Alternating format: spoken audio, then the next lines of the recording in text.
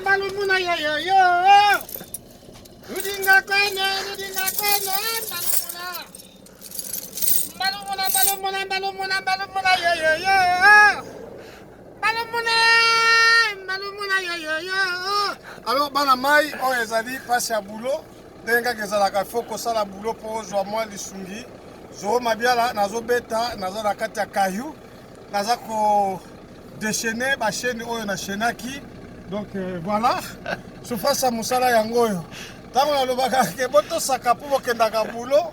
Donc sondo mingweno, njini mingweno. Bato baliaka ngala na kini kuna sondo mieno. Parce que boto la souffrance en pleine neige ika naza na siao. Voilà, vous avez macaroni. Vous êtes des vilebrequins, des carburateurs, même des croix de ventilateurs, des bobines, des segments. Merci beaucoup.